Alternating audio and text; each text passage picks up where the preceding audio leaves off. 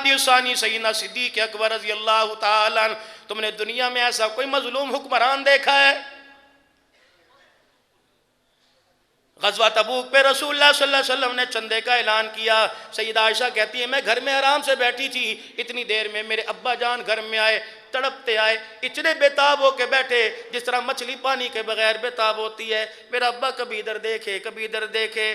میں نے کہا ابا کیا بات ہے، زندگی میں آپ کو اتنا پریشان نہیں دیکھا جتنا آج دیکھا ہے. ابو بتاؤ تو صحیح کیا بات ہے. کہ بیٹی آج رسول اللہ نے اسلام کے لیے جھولی پھیلائی، تیرے باپ کے کھیسے میں ایک آنا کوئی نہیں. اللہ اکبر، سب کچھ لے کے آ رہے ہیں، سب کچھ لے کے آ رہے ہیں، تیرے باپ کے پاس کچھ نہیں. سیدہ کہتی ہے پتہ ہے، جاؤ علی پور والوں کو بتا دو، جامعہ حسینیہ کو والوں کو بتا دو، صدیق پر انگلی نہ اٹھانا، انگلی اٹھانے والے کے آگے ہاتھ جوڑ لو کہ خدا تیرا بھلا کرے. میری ذات پہ انگلی اٹھا برداشت کروں گا، نبی کے یار پہ انگلی نہ اٹھا. کون نبی کا یار ہے؟ سیدنا صدیق اکبر پریشان بیٹھے ہیں. اماں کہتی پتہ میرے ابے نے کیا کیا؟ اپنے سر سے پگڑی اتار کے زمین پہ بچھا دی. میرے باپ کے پیروں میں پھٹا جوتا تھا، میرے باپ نے جوتا اتار کے پگڑی میں رکھ لیا. میرے باپ کے تن پہ کپڑ کرتا تھا، میرے ابا نے پیوند والا کرتا اتار کے اس رومال کے اندر رکھ لیا. میرا ابا سایہ تلاش کرے، اوٹ تلاش کرے. میں نے کہا ابو کیا کریں گے؟ اتنے میں میرے ابو اٹھے، پھٹی ہوئی چٹائی پڑی ہوئی تھی،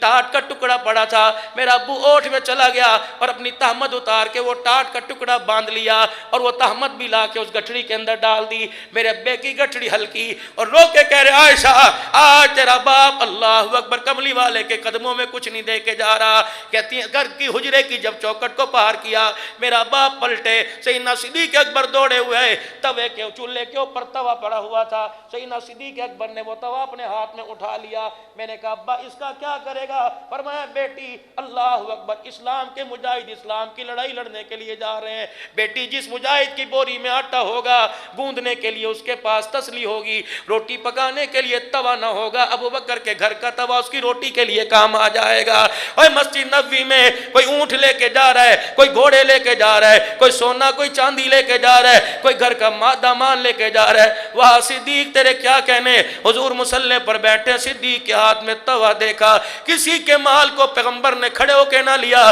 صدیق کا توا لینے کے لیے مصطفیٰ مصلی سے کھڑے ہو گئے. آپ نے فرمایا ابو بکر سونا چاندی درم و دینار کھجور چھوارے تو لاتے دیکھا، لیکن میں نے دیوانوں میں کوئی توا لاتے نہ دیکھا. صدیق اکبر نے عرض کیا آقا گھر میں کچھ نہیں تھا، یہ توا لے کے آ گیا. نبوت کی آنکھوں میں آنسو آئے. ابھی آنسو میرے عزیزوں پلکوں سے غسل کر کے، پلکیں غسل کر کے آنسوؤں کو رخسار کی طرف روانہ کرنی تھی. اتنے میں جبرائیل بھی ملائکہ کی جماعت لے کے آ گیا. فرمایا اللہ اکبر، کسی نے مال دیا کسی نے زر دیا، ابو بکر گھر کا توا لے کے آ گیا.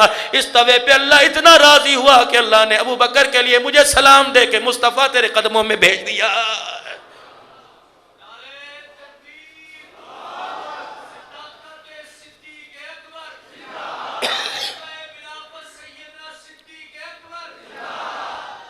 میرے ٹائم میں صرف 5-7 منٹ باقی رہ گئے، میرے پاس وقت کوئی نہیں، لیکن میرے عزیزوں میں آپ حضرات سے اللہ اکبر کچھ دل کی باتیں کرنا چاہتا ہوں. خدا کے واسطے، اللہ کے واسطے، صدیق کی صداقت کا، عمر کی عدالت کا، عثمان کی سخاوت کا، علی کی شجاعت کا، صحابہ کے مرتبے کا ہر آن ہر گھڑی دفاع کیا کرو. ختم نبوت کے چوکیدار بن جاؤ. تمہیں ایسا محکمہ بتا دوں، آج اس محکمے میں نوکری لے لو. وہ نوکری کون سی؟ نہ تمہیں میرے عزیزوں پینشن میں نہ رشوت دینی پڑے گی، نہ کوئی ڈگری دکھانی پڑے گی، نہ کسی محکمے میں لائن میں لگنا پڑے گا، نہ کسی کی سفارش لینا پڑے گی. محکمہ اعلیٰ، رب کعبہ کی قسم مرنے کے بعد بھی پینشن جاری رہے گی، تنخواہ نسلوں میں ملتی رہے گی. وہ نوکری کون سی ہے؟ وہ نوکری میرے عزیزوں اعلیٰ تعلیم کی محتاج نہیں، وہ عہدے سفارش کی محتاج نہیں. وہ نوکری کون ہے؟ وہ نوکری کون سی؟ وہ ختم نبوت کی چوکیداری کی نوکری ہے. اس نوکری کے لیے غازی علم دین کو اللہ نے قبول فرما لیا.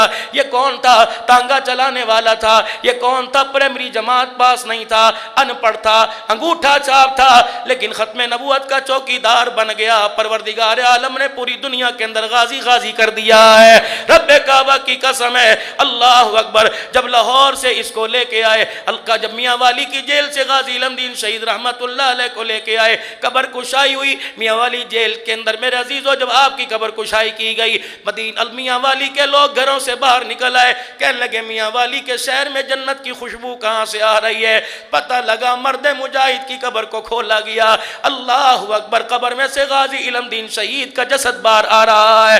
نوکری کر لو ختم نبوت کی، نوکری کر لو صحابہ کی غلامی کی، نوکری کر لو ازواج مطہرات کی عزت کی تقدس کی، نوکری کر لو ملک پاکستان کی چوکیداری کی، رب کعبہ کی قسم دنیا میں بھی عزت ملے گی، آخرت کے اندر بھی عزت ملے گی۔ صدیق نبی کا چوکیدار بنا، اللہ جل شانہ نے کیا اعزاز عطا فرمایا، اللہ نے دنیا میں بھی عزت عطا فرمائی، اللہ نے آخرت کے اندر بھی عزتوں کا وعدہ کر رکھا ہے۔ یہی وعدہ میرے عزیزوں لے کر اس کی یقین دہانی کے لیے میں پچھلے مہینے ملک شام میں گیا، میں پچھلے مہینے بغداد گیا، میں پچھلے مہینے سامرا گیا، اللہ کی قسم میں حضرت بلال حبشی رضی اللہ تعالیٰ عنہ کی قبر کے پاس 5 دسمبر کو حضرت بلال کی قبر کو بغل میں لے کے کافی دیر بیٹھا رہا۔ میں نے کہا بلال اللہ اکبر، تو نے تو رحمت والے نبی کو دیکھا، نہیں یقین آتا، پیر محمد شاہ صاحب دامت کو فیوزم پرسوں عمرے پہ گئے ہیں، ان سے پوچھ لینا۔ پیر محمد شاہ بلال کی قبر پر دھاڑے مار مار کے رونے لگ گیا،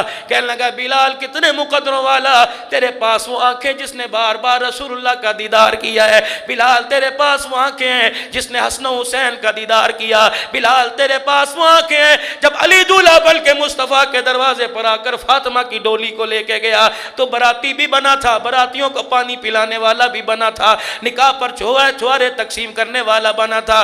بلال اللہ اکبر، بتا تو صحیح، بتا تو صحیح، ہمارے ملک پاکستان میں ایک مزاج ہے، کہتے ہیں سنتی تو ہے، کر لو ثواب ہے، نہ کرو تو گناہ کوئی نہیں۔ مجھے ایسا محسوس ہوا حضرت امیر معاویہ، عبداللہ بن ام مکتوم، عبداللہ بن رواحہ، حضرت بلال، سیدنا سلیمان فارسی، حجر بن عدی رضی اللہ تعالیٰ عنہ، مسلم بن عقیل، حضرت علی، حضرت عباس، حبیب بن مظاہر، حضرت حسین، پیران پیر عبدالقادر جیلانی، حضرت امام اعظم ابو حنیفہ رحمت اللہ علیہ، بشر حافی رحمت اللہ علیہ، جنید بغدادی سری سکتی رحمت اللہ علیہ، معروف کرخی رحمت اللہ علیہ، حافظ ابن حجر اسقلانی رحمت اللہ علیہ، علامہ آلوسی رحمت اللہ علیہ، شہاب الدین سہروردی رحمت اللہ علیہ، ان کی قبروں سے آواز آتے محسوس کیا، اے ظالمو، ہم نے سنت کو بچانے کے لیے اپنے سرتن سے جدا کروا دیے، یہ سنت ہی تو تھی، ہم نے مدینہ چھوڑا، رسول اللہ کے پیچھے نمازیں چھوڑی، کملی والے کے پیچھے جمعہ چھوڑ دیا،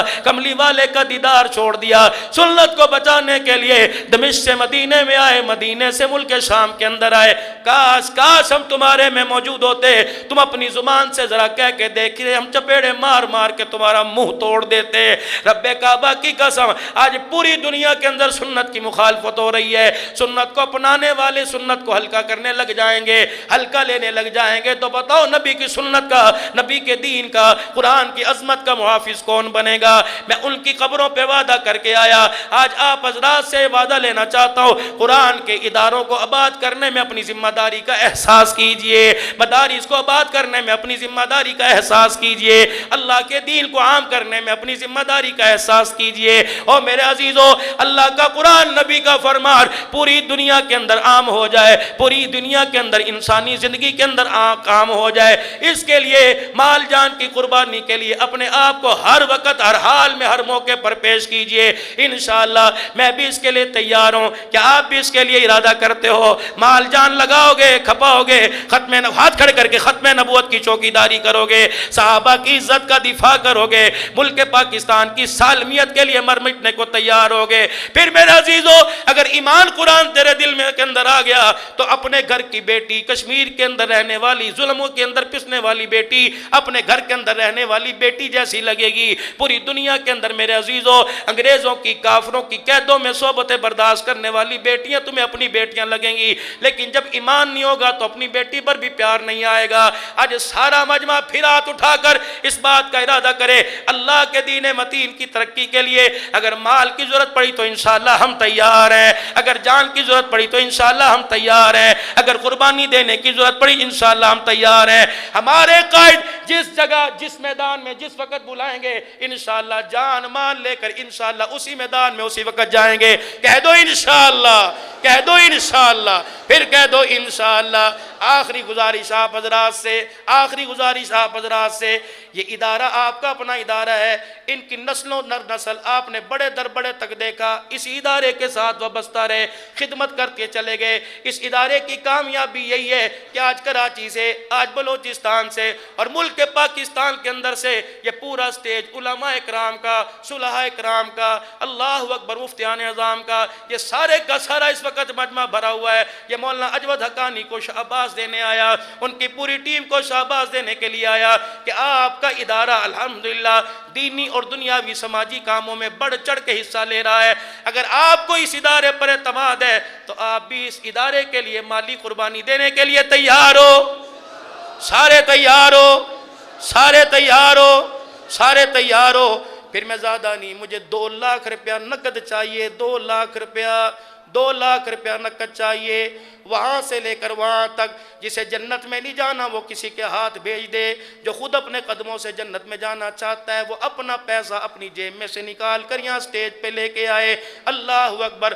2 رومال والے یہاں کھڑے ہو جاؤ, 2 رومال والے یہاں کھڑے ہو جاؤ, بس جولی پہ لا کے کھڑے ہو, آ جاؤ. روپیہ 10 روپیہ 150 دے کے 1000 دے کے اپنا نصیبہ جگا کے چلے جاؤ. ہمت کرو ماشاءاللہ, یہ باہر آ جاؤ, سارا مجمع اٹھ کے آئے. اللہ جتنے قدم چل کے ہیں اتنے قدم جنت کے قریب کر دے. ایک دوسرے کی بے کرامی نہ کرنا, کندھے نہ پھرلانگنا, آنے والوں کو جگہ دے. ایک رومال لے کے یہاں کھڑے ہو جاؤ.